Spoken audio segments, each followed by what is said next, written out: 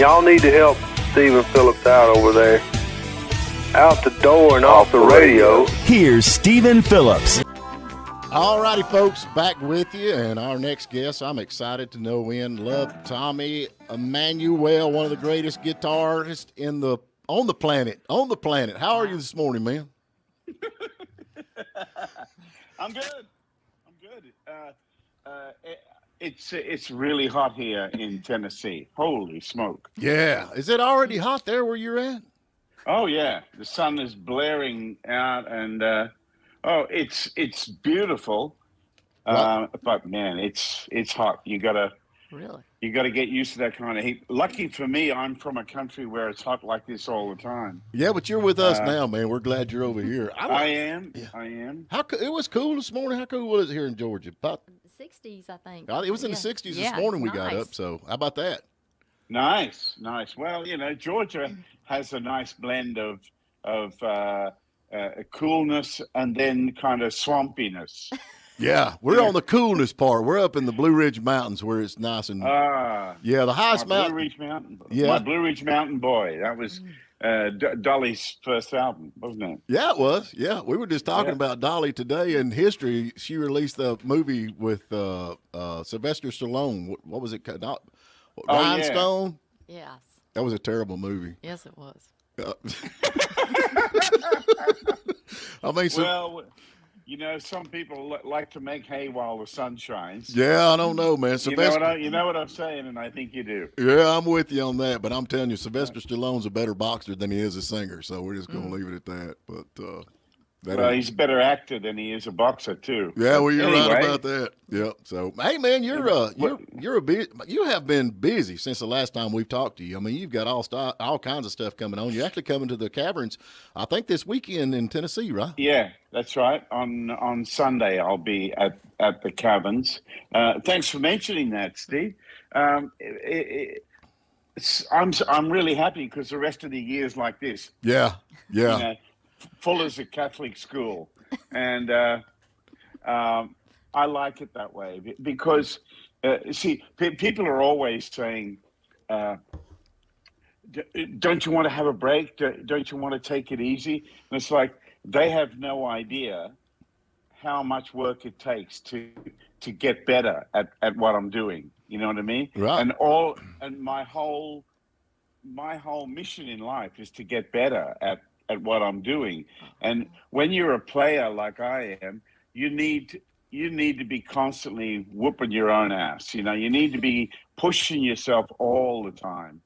And the best thing for me is the responsibility of doing shows all the time. That's the best thing for me. Well, that's kind of the reward for the work, I feel like. I mean, because people don't realize, totally. Yeah, in the music business, all that as far as the travel and the working and all that. But just to do an hour, 2-hour show, that's kind of the reward you get for it. Hey, Tommy, this is Packy. Will you stop getting so good? Packy. Will you stop getting better? Because I'm trying to catch up with your licks. I'm trying to get as good as you were like 10 years ago. You mean both? You mean both my licks? Oh man, I don't know. You're considered one of the, and this is not a joke. I mean, he is considered one of the best guitar players on the planet, and I don't know who would come. I mean, we had, of course, Chet Atkins was your hero, I guess. And then you got Jerry Reed, and that's kind of where I'm at with you as far as. There's some players out there right now. Right. I mean, go to Vince Gill, go to Albert Lee, Brent Mason, of course. There's just so many great players, and Billy Strings is whooping ass out there. Yeah, Billy's he's doing great, and there are just so many good players on the planet. I'm the luckiest guy on the planet because I've got if you look at one of those things. A code that's on every product. Oh yeah. Right? Yeah. That we scan. Barcode. A barcode. Okay. So I always tell people, have a look at a barcode. That's the music business, and all those lines are artists. And one of that little skinny line down there, that's me.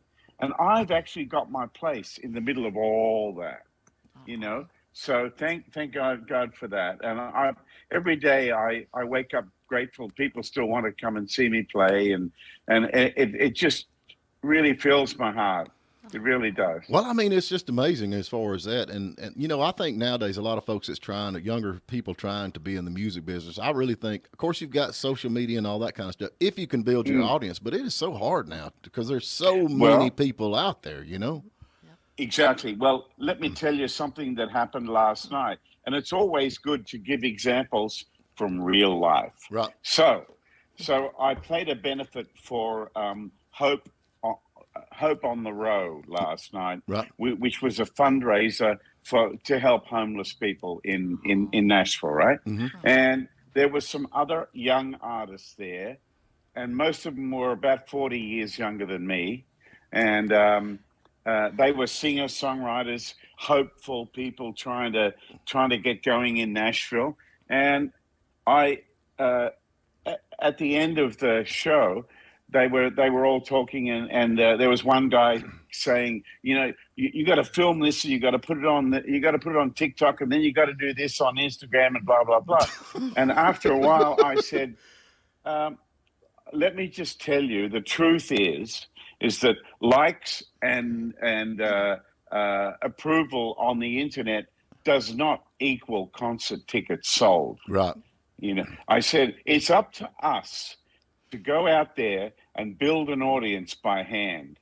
If it takes us all our life, that's what we have to do. Right.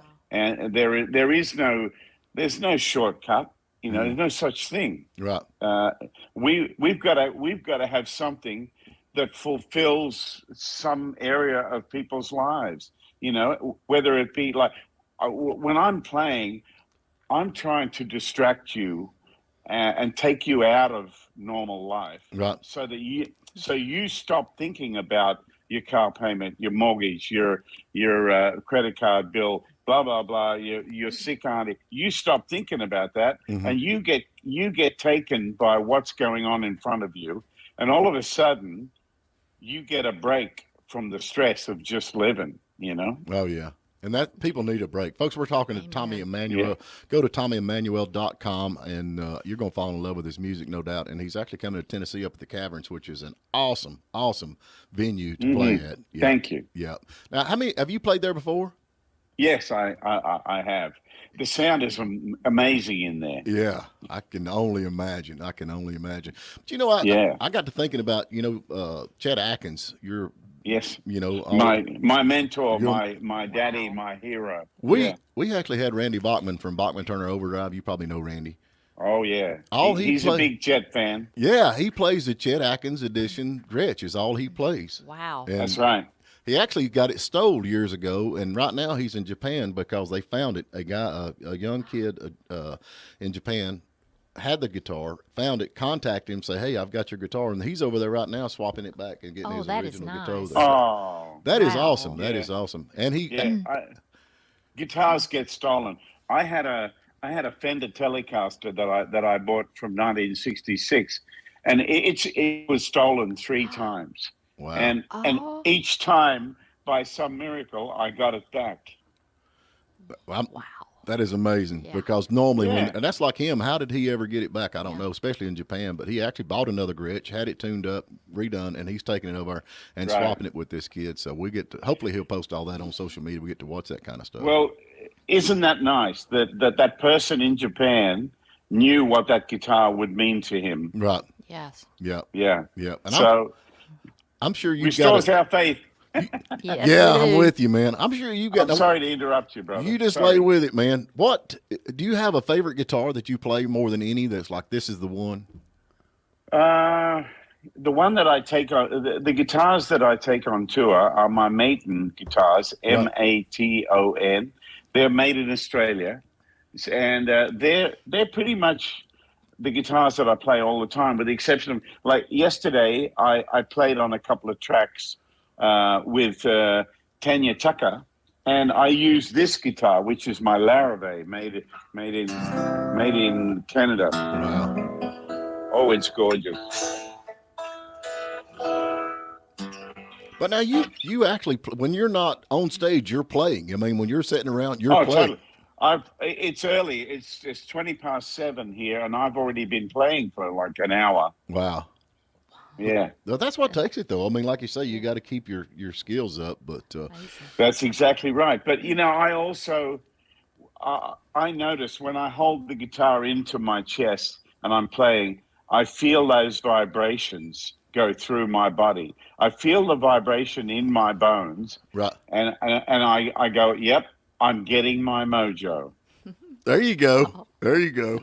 I'm gonna tell you, there's folks. If Tommy Emmanuel, if y'all want to see a heck of a show, you did a thing. I think y'all were actually on a cruise. You and Paul Thorne and I think Carter was doing a show, and that is the funniest thing when Paul's trying to keep up with you playing, but y'all can get that on. He's hilarious. What a brilliant guy. Yeah. What an incredible, brilliant guy. And I love the stuff he's been writing in the last couple of years. His writing has just gone through the roof, I think. I think so, too. And he contributes that to being sober, so that's a good thing. Yeah. Exactly. Well, some of us have finally learned and had enough. Yeah. Let's leave that alone. Yeah, I'm with you, man. No doubt about it. Yeah. So, but how did the show go last night that you did? I've seen you posting some stuff, but how did that go last night? Well, I think we raised some pretty good money, and I got the audience singing "Mind Your Own Business." We sent a message out to the Russians. There you go. And so we sang Hank Williams's "Mind Your Own Business." If you mind your business, then you won't be minding mine. I think that needs to go out to more than just the Russians, man. I know what you mean. Yeah, I guarantee you. But that is so funny. And then, hey, I tell you what I noticed yesterday as I was driving into town. There's a lot of Georgia peach stands everywhere here. Yeah, peaches, man. Georgia peaches. Peaches. It's time for me to get out there and get some Georgia peaches. Yeah. Yes. We we play music a little bit. We do that song "Watermelon Time in Georgia." It's watermelon time in Georgia too, not only peaches. So. Yeah. Watermelon time in Georgia. The only one I know that has a lyric like that is the original Jimmy Rogers song. That's it. When it's peach picking time in Georgia, apple picking time in Tennessee. That's gal picking time for me. I remember that. Oh. Listen to him. Yeah, that's great. He is great. Folks, we're talking to Tommy Emmanuel. What about this one? Listen. I'm sad and weary, longing for my home. Miss the Mississippi and you, dear. Days are dark and dreary. Everywhere I roam, miss the Mississippi and you. There you go. That's Jimmy Rogers. Don't you love it? I love Jimmy Rogers, man. There ain't no doubt. Well, thank you. I don't know, man, the music business right now, and we talk about that, seem like every day that, I know you know Paul Overstreet, and he said that the big guys in Nashville were not releasing the best songs right now because it did not fit the country genre that is popular right now. That's sad. That is. Well, that's marketing, isn't it? Yeah, and it hurts. Well, good luck to them. But I still haven't heard a song played and sang better than any of Merle Haggard's tunes or Marty Robbins. People like that.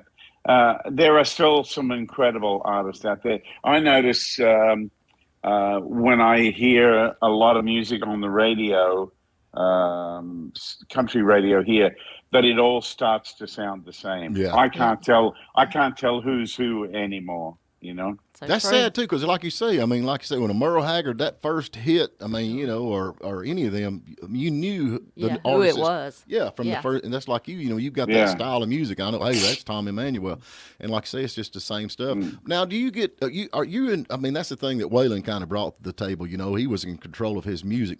You release what you want to release. You release what you think you should, or do you have people that's like, wait a minute, you shouldn't do that?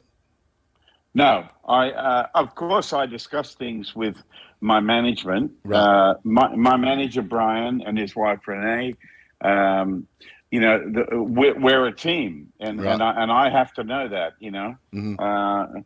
and all that kind of stuff, and but when it comes to songs, everybody makes suggestions, Right. but I have to do what I feel is the right choice for me and is natural to me. Right. There's no point in me doing something that I can't make my own kind of thing.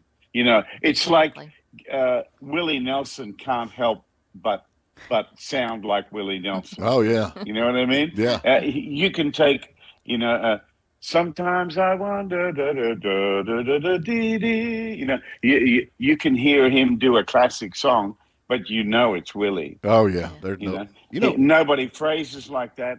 Nobody has a sound like that. And that's what we're all trying to do. We're all trying to find our sound, our way of doing things, Willie Nelson's boy is coming along pretty good. I can't even remember his name, but he's out playing. He sounds like Willie, but he's in time. Yeah. I just think that he's in time. I was like, okay, but he sounds like Willie.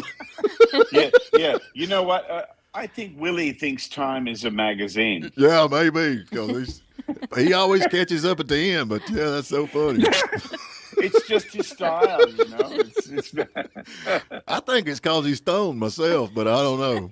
Well, it could be. I met Willie in '94 Right. in Australia. That's how long ago it was. Right. And we were on a show, it was a TV show and an awards show. And he didn't know me from Adam, of course. And him and his wife were sitting in the green room with a whole bunch of other people. And I came in and I got talking to him. The moment I mentioned Chet Atkins to him, right. his eyes just lit up, and he just kind of came to life, and we had this beautiful conversation. And then he was part of a kind of country music medley of famous songs and famous singers, and the other singers were local Australian heroes, Right. And they were pretty good. The young guy sang his song, and then the older guy who'd been around a long time sang his famous song, and then Willie went straight into On the Road Again, right. and it was like small, big. Yeah, I can imagine. Yep. Yeah, it was beautiful. I saw something that night that confirmed to me you've really got to have your own thing, and you've got to be doing what nature intends you to do. Otherwise, the power of it isn't there. You can manufacture a voice that sounds nice and sings in tune, and you can get a great song and have a successful record, but it's still not going to be as powerful as someone doing what they're born to do. I'm with you on that. A lot of these kids, they come out, or younger people, they try to be somebody that they're heroes, and then I think the ones that makes it actually finds, after a while that they're already Waylon Jennings out there, so they kind of find their place, in the music. Yeah, exactly. Yeah. There's only one Chet, there's only one Willie, there's only one Waylon. Yeah. And there's definitely only one Johnny Cash. Yeah. Hey, Tommy, we had a caller call in. We have some people commenting and stuff. Dale Tell Spivey. them to mind their own business.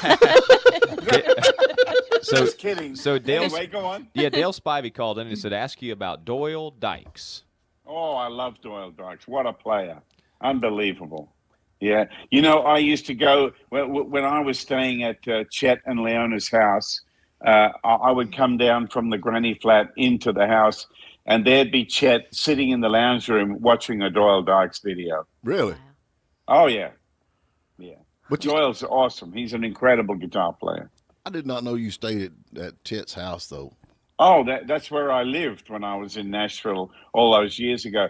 Chet wouldn't let me stay in a hotel. He wanted me to be in the house, and the granny flat where I lived was part of the house, and he had it specially made. Right. And that's where he ended up towards the end of his life, when he needed constant medical care. Yeah. That's where that's where he passed away in the bed I used to sleep in. Wow, that's crazy. I don't know, man. It seems like lately we've lost a lot of folks, a lot of musicians, man. It's just unreal. But you don't think Chet maybe kept you at his house where nobody could hear you play, afraid that you might take some of his gigs? I never thought of that.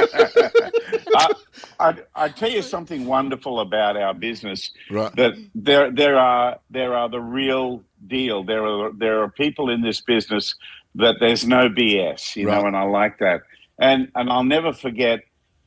Chet said to me one night, "Do you have an agent here yet?" And I said, "No, I don't yet." And he said, "I'm going to introduce you to my agent." And fantastic guy. Right. And so we're backstage at a venue here in Nashville, and Chet and I were to play that night. And this guy walks in, big guy with a beard, and Chet says, "Steve, come over here. Say hello to this guy. He's from Australia and blah, blah, blah, and he needs an agent." And, there's Chet Atkins saying to his agent, "This guy needs an agent," right? Right. Wow. And Steve looks at me right dead in the eye. He said, "You show me what you can do, and I'll see if I'm interested." Wow. Yeah. Putting you on the spot. Wow. Yeah. Well, put it this way. To get the right agent, you need to be already doing stuff that gets their attention. And I'm talking about consistently bringing a crowd, consistently and working your way up the number scale. Like, okay, he's playing to 300 people this month on an average. The next month he's playing to 450. Oh, the next month he's playing to 600. It's like you've got to do it yourself. Yeah. When you reach a certain level of consistency, then guess what? Everybody wants to work with you. Yeah. You didn't just play him Stairway to Heaven to convince him you're good? I definitely didn't play Stairway to Heaven. but I could. Okay, that's the end of the interview. It's over, but There you go. I think you should combine them. Do a Stairway to Freebird. Yeah. See where Stairway. looks like. Hey, you know what was really funny was I'm playing the show recently, and a guy kept singing out "Freebird, Freebird," like that. And I stopped the whole show and I looked at him. I said, "Have you actually listened to that song? Sing me a bit of it." Yeah. He was totally stunned and had no comeback. But like, why would I play Freebird? You got to sing it. It doesn't work as an instrumental. No. Yeah, sorry about that, by the way. They did kick me out. Yeah. Oh, okay. Yeah. They knew you were going to ask about Freebird, but I could do. Oh. How many Sweet home. How many times has that lick been used in a song? I mean, honestly. Yeah, I wonder. Golly, but I don't know. I think after the plane crash, which is sad to say, I think that that was just a cover band from then on out. But right. Yeah. Yeah. But anyway. Well, but people still love it, and they still relate to it, and it's a part of their life. You know, when you do these cruises. Where, like we do songwriter cruises called Kayamo. Yeah. Joe Satriani Joe Bonamassa and a whole gang of blues people. We do Keeping the Blues Alive. Yeah. And then you've got the Little Feat cruise and stuff like that, right? So there are couples who've grown up with that music who are now as old as the people in the band, and it's their life. That's what they do. They follow that band, and they sing out every word of every song. Right. And they that's what fulfills them. That's what they love doing. It keeps them together. And so there's something to be said for that. Yeah. That's why a guy like me at my age, I can listen to everything from Michael Jackson to Jimmy Rogers and love it because it's a part of my life. And, people ask me, who did you first listen to? And people think I studied guitar players, and I don't. I'm a songwriter, and so my earliest influences were some of the greats: Hank Williams, Oh, yeah. Jimmy Rogers, Hank Snow, Hank Thompson, Merle Travis, Marty Robbins, and people like that, and all those good songs written by great songwriters that are still played today. That's Yeah. the big thing. About exactly. It. Yeah. And a good song is a good song. Doesn't matter when it was written or who wrote it or any of that stuff. Tommy, But yes, sir. We have got to get to a break, man. We have got to let you get back to playing your guitar. Folks, now, he's going to be in the Caverns up in Tennessee, and that's going to be on the 26th. That's this weekend. And y'all need to go check out TommyEmmanuel.com. I hope I hadn't left anything out. Thank you, Steve. All right, Tommy, real quick, give us 10 seconds of guitar boogie. Come on. Let's see now.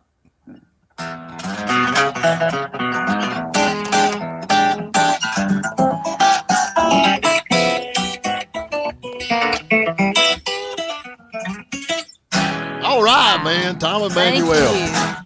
And the Thank crowd you. went mild. Oh, yeah, that's way. We love you, man. We love you. Going to keep up with you. Hopefully, we'll see you up there this weekend. Thanks for having me on the dish, you guys. Hey, come back anytime. We love you, man. Thank you. Lots of love, everybody. All right, take care. Georgia, Georgia. There you go. It's time for breakfast. Oh, I'm with you on that. All right, but thank you so much, man. Bye. All right, we got to get to a break. I hate to hang up on him. Gosh, I wish we could talk to him all day because he is so much fun. He's going to be at Pelham, Tennessee, up at the Caverns. If y'all have not been there, this would be the time to go because Definitely. that's a cool venue up there. Yes. And Tom Emmanuel is, I am not kidding you, one of the greatest players, guitar players, and you can Google that, and Google will even tell you that. We got to get to a break. Thank you for spending a little time with us, and remember, you can tune in every morning at WJULradio.com at 8 a.m. Eastern, and please subscribe to our YouTube channel and like us on Facebook, The Morning Dish.